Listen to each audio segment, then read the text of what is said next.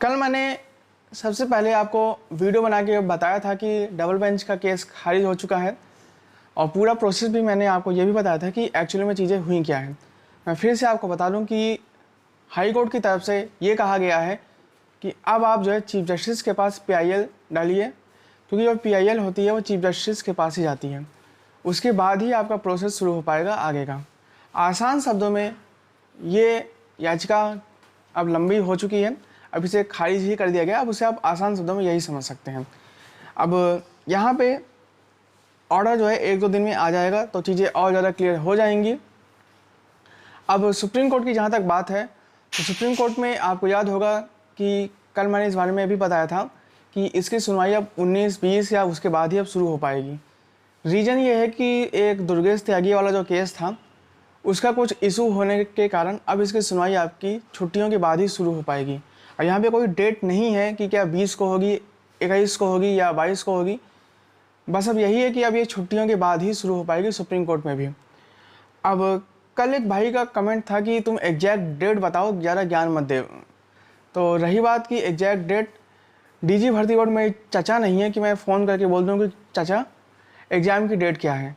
ना यूट्यूब में किसी का चाचा है डीजी भर्ती बोर्ड। यहाँ पे जो चीज़ें मिलती हैं, जो इन्फॉर्मेशन मिलती हैं, वो आपको बताया जाता है।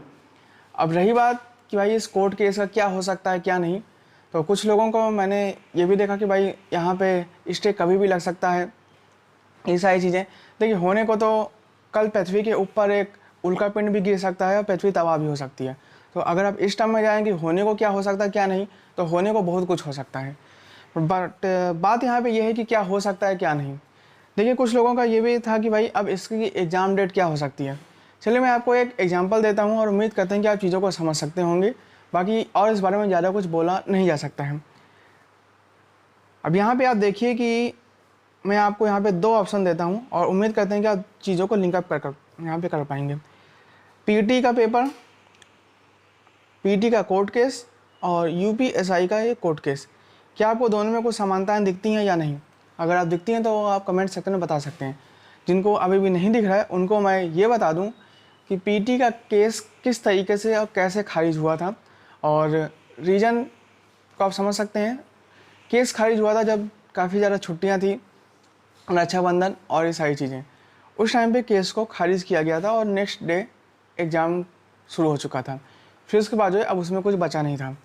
अब आप दोनों में समानताएं समझ सकते होंगे। उम्मीद करते हैं कि आप इतने समझदार हैं, 21 साल के ऊपर हो चुके हैं तो आप समझ सकते होंगे।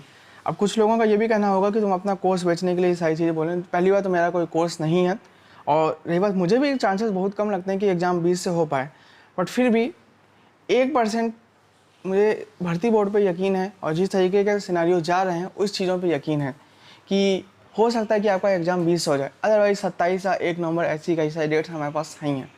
तो मैं यही बोल सकता हूँ कि आप लोग अपनी तैयारी करते रहिए, लाइटली लेने की ज़रूरत नहीं है। बाकी मुझे पता है कि कमेंट सेक्शन में कुछ लोग फालतू की ये चीज़ बोलने वाले हैं कि भाई 20 से एग्ज़ाम नहीं होगा, हो नहीं सकता वगैरह वगैरह। बिल्कुल मैं इस चीज़ को मानता हूँ कि भाई एग्ज़ाम के 1 महीना पहले नोटिस आना चाहिए। एटलीस्ट 15 दिन पहले तो बताना ही चाहिए कि भाई एग्ज़ाम कब है क्या नहीं है। सुप्रीम कोर्ट की कुछ गाइडलाइंस हैं, दूसरे राज्य से भी लोग आते हैं। ये सारी चीज़ों को मैं मानता हूँ, इस चीज़ को मैं अच्छी तरीके से समझता हूँ और ये बात बिल्कुल सही है कि कम से कम 20 दिन पहले तो आपको ये चीज़ बता ही देनी चाहिए कि भाई एग्ज़ाम शुरू कब हो रहा है। ऑफिशियली मैं यहाँ पे इस सारी नोटिस की बात नहीं कर रहा हूँ, बट फिर भी आप एक पॉसिबिलिटी लेके रहिए। हमेशा बुरी से बुरी सिचुएशन के लिए खुद को तैयार रखना चाहिए, और 1% मुझे चांसेस लगते हैं कि हो सकता है कि आपका एग्ज़ाम 20 से हो जाए।